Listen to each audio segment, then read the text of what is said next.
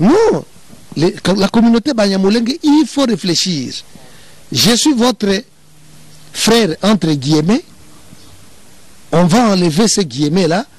Quand vous aurez compris que vous êtes dans l'erreur et que vous avez tout intérêt à composer avec le peuple congolais, à travailler, n'est-ce pas, au développement du Congo, de la sous-région, de la région, de l'Afrique et du monde entier. C'est ça la vérité. Même Papa Rouberwa qui est là, qui me connaît personnellement, doit avoir l'occasion de me suivre et de prêter attention à ce que moi je dis. Le peuple congolais par nature est un peuple hospitalier. Nous ne sommes pas contre vous. Foncièrement, nous, c'est votre thèse de départ, le postulat de départ qui est faussé. De dire que, bon, écoutez, la tribu Banyamulenge, qui n'est pas une tribu du Congo, a droit aux terres.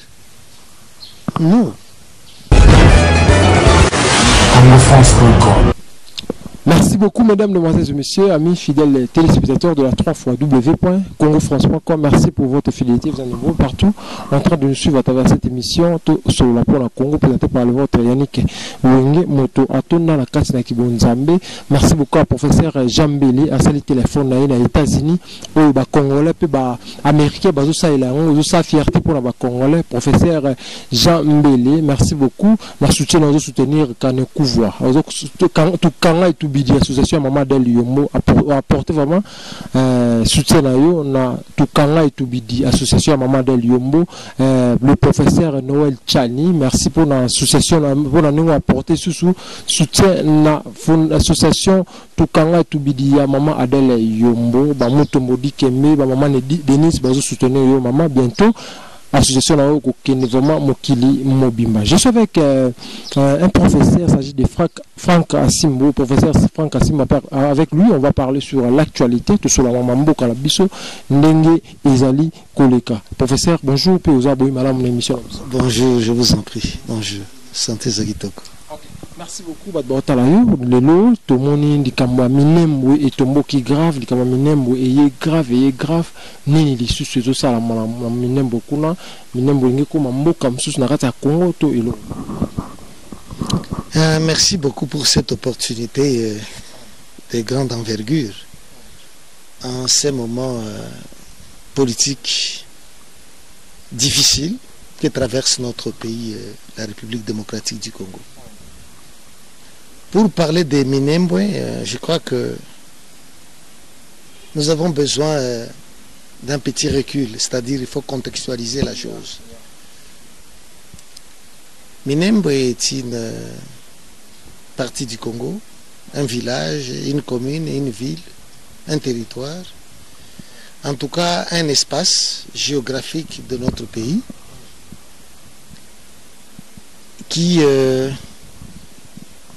dans lequel habitent des populations autochtones comme des populations étrangères venues d'ailleurs par le fait de l'exode, vous comprenez, pour des raisons généralement économiques, pour des raisons politiques, pour des raisons peut-être aussi de calamités géographiques. Donc c'est vrai, parmi lesquelles populations on peut trouver les Banyamulenge, les Bashi, vous comprenez, et tous les autres peuples, vous comprenez. Bon, historiquement parlant, on nous raconte qu'il y a 5 tribus normalement qui partagent cet espace. Alors, historiquement parlant, mais par le fait des exodes, ce sont des faits normaux, naturels. Bon, la situation est telle qu'elle est. Mais ce qui met la poudre au feu, c'est que on veut faire de cette commune ces territoires, on veut faire de cette commune, n'est-ce pas, un espace de conquête politique, de guerre politique. Et surtout avec les Banyamulenge, tribu Banyamulenge entre guillemets. Mais pour dire la vérité, cette tribu-là n'a jamais existé au Congo. Bon, n'a jamais existé au Congo historiquement parlant. Bon, si on peut se fabriquer une tribu pour des raisons politiques ou économiques, tant mieux pour eux, mais tant pis peut-être pour nous les Congolais. Bon, écoutez, ce qui étonne, c'est que cet acharnement qu'on a vu pour l'installation des opérateurs de cette commune, soi-disant commune, il y a eu un certain nombre des ambassadeurs, il y a eu des ministres nationaux, il y a eu des parlementaires provinciaux, ainsi de suite, pour cet événement. Mais pourquoi l'installation d'une commune peut prendre cette envergure outrée? Il y a des questions difficiles que cet événement nous pose. Évidemment, on peut répondre à cette question-là, à ces questions, avec arrière-pensée politique. Mais un décret-loi qui a été signé depuis 2013, mais qui n'a jamais été, n'est-ce pas, mis à l'exécution.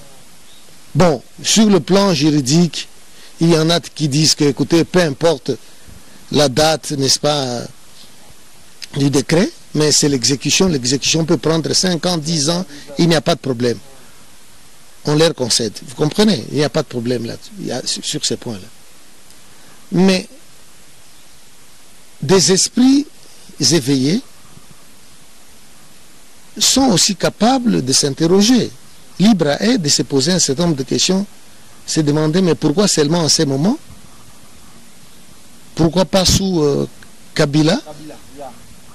Et pourquoi seulement maintenant? Il y a des suspicions. Bon, moi je crois que la source de tout ceci,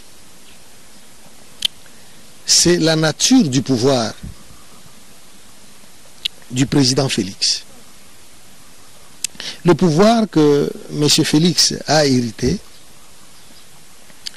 est un pouvoir qui est venu d'un compromis difficile, dangereux. Et on peut en vivre les effets maintenant. Parce que moi je trouve que ce problème de Minembwe est un problème politique sur fond de chantage. Vous comprenez? On fait au président de la République un chantage politique. On connaît la nature de son pouvoir.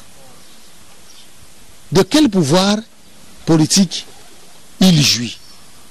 Donc, ce pouvoir-là est issu d'un compromis entre, n'est-ce pas, différentes factions, en l'occurrence les FCC et le CACH, et même plus loin, entre deux personnes, l'ex-président Kabila et Félix, le président actuel. Et comme on sait que ce pouvoir-là est issu d'une négociation ou des négociations, il y a donc lieu qu'on lui fasse des chantages. Donc, les moments venus, comme ce fut le cas de Minembwe, écoutez, il faut mettre à exécution tel décret-loi. C'est le moment. Ce qui n'a pas été fait sous Kabila Joseph. Il faut comprendre sous cet angle-là. Parce qu'on lui dit, mais écoutez, vous savez, les pouvoirs que vous avez, ça vient d'un compromis dangereux. Alors, faites-nous ça, rendez-nous service. Ce sont des chantages. Parce qu'autrement, on va lui dire, ben écoutez, on vous a servi, donc vous ne nous avez pas rendu la perche, alors on peut te faire des problèmes de difficultés. C'est exactement ça le contexte dans lequel les choses de Minembwe évoluent. Donc, c'est un chantage politique, de pression politique sur fond de chantage qu'on est en train d'infliger au président Félix pour dire voilà, voilà, voilà. Et sur le plan politique, pour ne parler que de l'UDPS, ça c'est une erreur monumentale, irréparable. On pouvait comprendre si c'était quelqu'un d'autre, mais quand on sait que Félix Tshisekedi est congolais de souche, quand on sait ça, alors il y a des tentations de croire que il a été piégé, il est tombé dans ce piège-là et il va y mourir. Rien à faire. Et l'avenir politique de l'UDPS en tant que parti politique est compromis à toujours. À toujours. Bon, écoutez, que voulez-vous? Pour des gens qui sont éveillés, qui ont une certaine perspective, bon, Minembwe est une partie du Congo et Minembwe restera au Congo pour des jours à venir et jusqu'à la fin du monde. Sur le plan géographique, ne serait-ce que géographie à comprendre dans le sens de espace, vous comprenez, de terre, des eaux. Cet espace, lequel espace ne peut pas être déplacé. C'est bien. Mais ici, il faut plus raisonner en termes de conséquences administratives. Parce que les choses qui se trament en coulisses, c'est qu'une fois Minembwe, comme territoire, comme commune, remise entre les mains des Banyamulenge, ils vont donc gérer cette commune comme ils entendent. Et s'appuyant sur un certain nombre de textes à notre disposition, la Constitution, si seulement ils peuvent être autonomes dans un premier temps, et voilà, à chaque pas consécutif de l'évolution de la situation, je dis à chaque pas consécutif, ils peuvent, n'est-ce pas, brandir un autre argument comme pour dire, écoutez, nous sommes autonomes, nous voulons maintenant nous séparer. Donc, c'est tout à fait normal sur le plan de l'arsenal, de textes.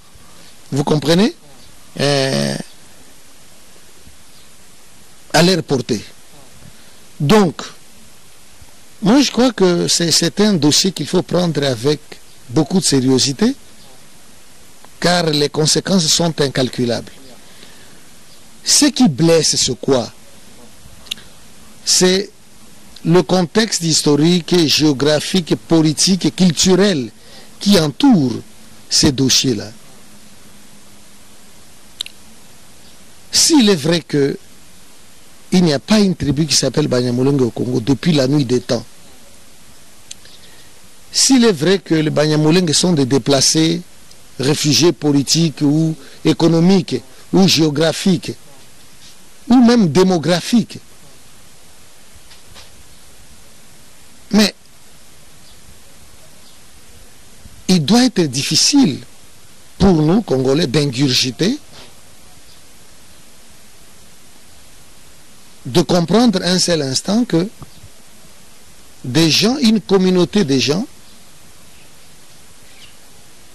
qui ont ces statuts, des gens qui ont ces statuts de réfugiés, quelle que soit la durée de leur séjour au pays, c'est comme les Américains noirs.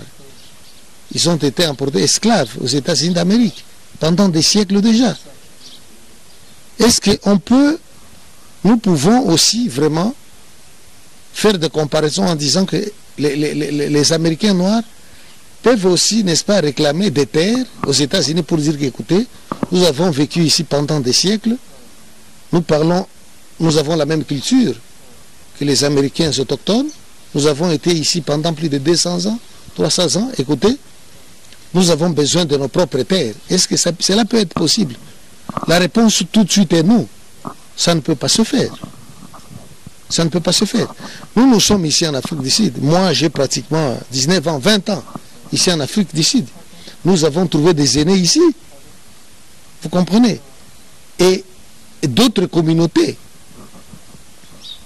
Vous comprenez? Et dans le cas de l'Afrique du Sud, je parle même de la communauté indienne. C'est la plus ancienne de toutes les communautés, pratiquement. 18e, 19e, ils étaient déjà ici.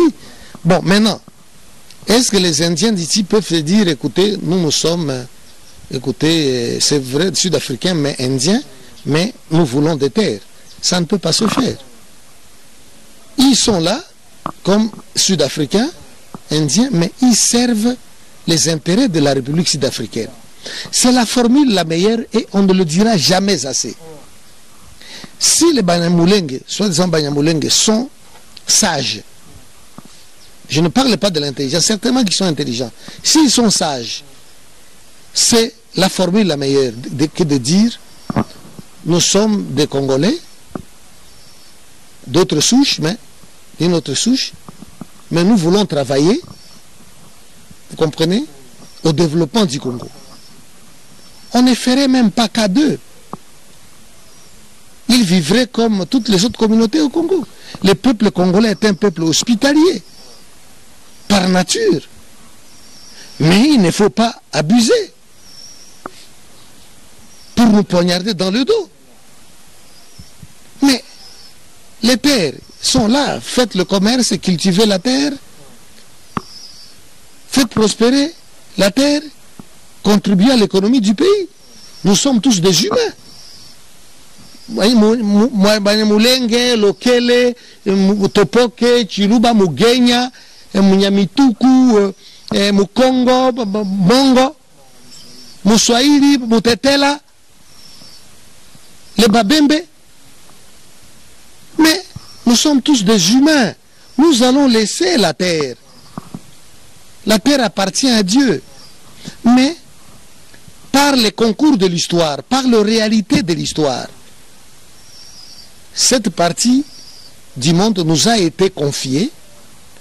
C'est vrai, on peut dire par le fait qu'il y a eu des migrations. C'est vrai, il y a eu des migrations. Mais aujourd'hui, il y a des États constitués avec des frontières étanches.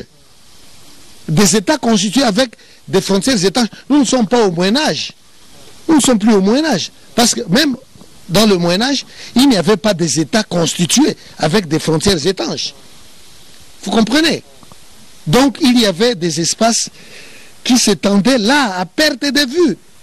Mais aujourd'hui, ce n'est plus le cas. Il faut accepter les réalités géographiques, politiques, historiques, culturelles, actuelles. Vous comprenez?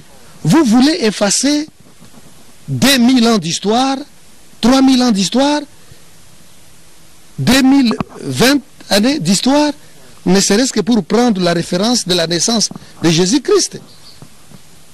Non, la communauté Banyamulenge, il faut réfléchir. Je suis votre frère, entre guillemets. On va enlever ces guillemets-là. Quand vous aurez compris que vous êtes dans l'erreur et que vous avez tout intérêt à composer avec le peuple congolais, à travailler, n'est-ce pas, au développement du Congo, de la sous-région, de la région, de l'Afrique et du monde entier. C'est ça la vérité. Même Papa Rouberwa qui est là, qui me connaît personnellement,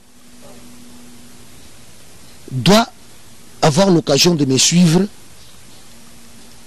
et de prêter attention à ce que moi je dis. Le peuple congolais par nature est un peuple hospitalier. Nous ne sommes pas contre vous. Foncièrement, nous.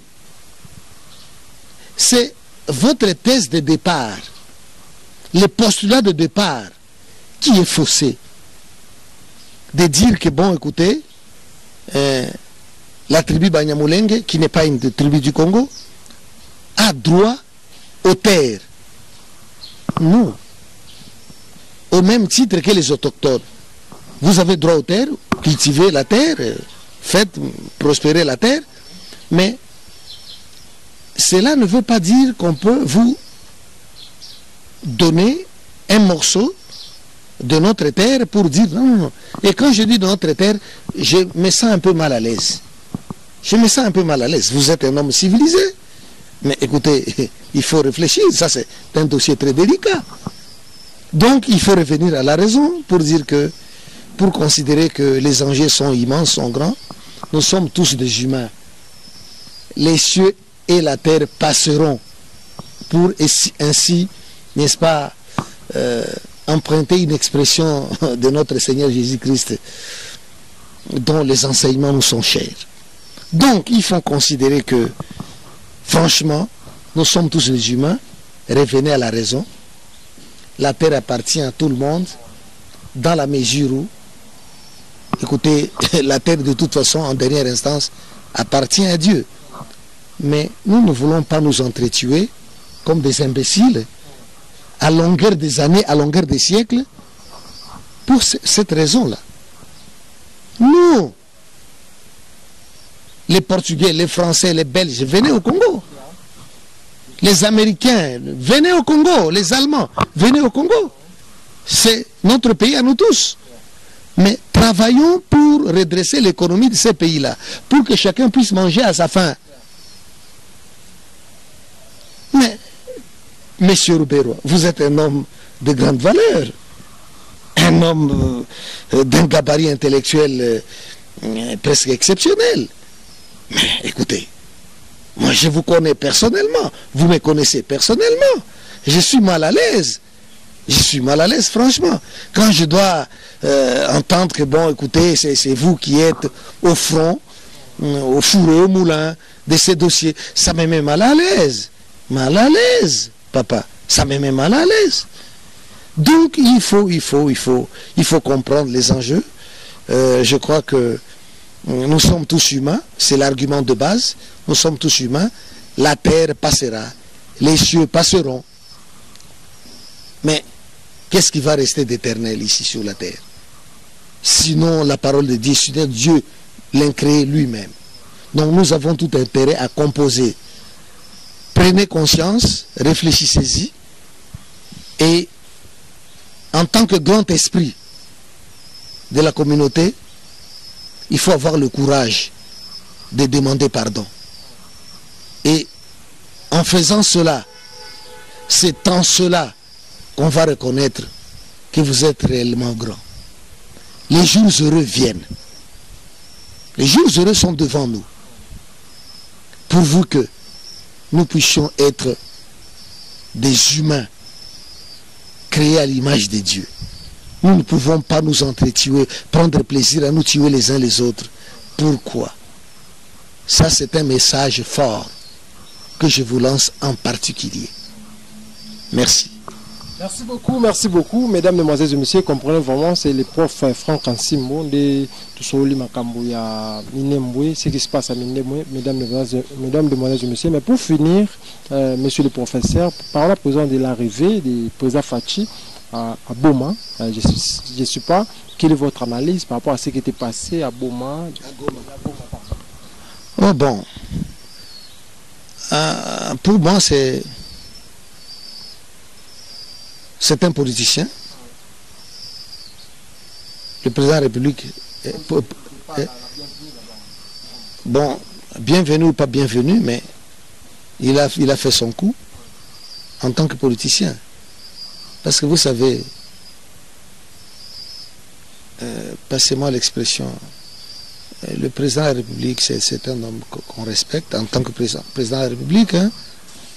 Mais si on peut peut-être utiliser une allégorie qui est peut-être un peu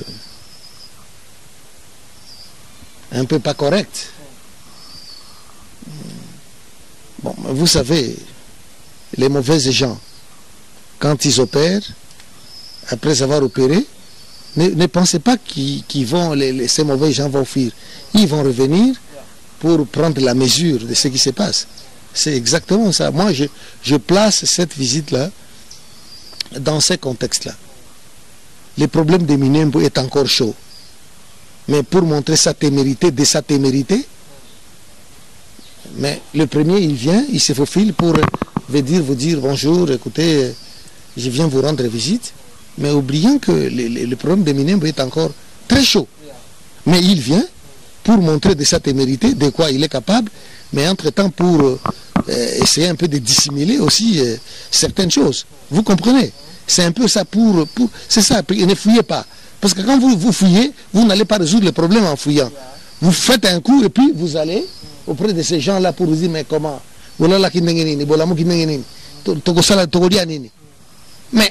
Mais écoutez, voilà ce qui s'est passé ici dans notre province. Mais c'est la même personne qui revient, tout ça. Quand on dit la même personne, parce qu'on sous-entend que c'est le président de la République au fait qui est le garant de la nation. Mesdames, demoiselles et messieurs, nous sommes arrivés à la fin. Nous avons un message pour finir, pour se séparer. Courage, aimons-nous les uns les autres comme le Christ nous a aimés. Merci beaucoup, mesdames, demoiselles et messieurs, amis fidèles téléspectateurs de la 3w.congofrance.com. Ça n'est fini pour aujourd'hui. C'était pour moi un grand plaisir de recevoir pour vous le professeur Franck Ansimo. Merci beaucoup, le professeur Jambele pour le soutien à la fondation Kanoukouvou, Maman Adèle Yombo, fondation Tukanga et Tubidi.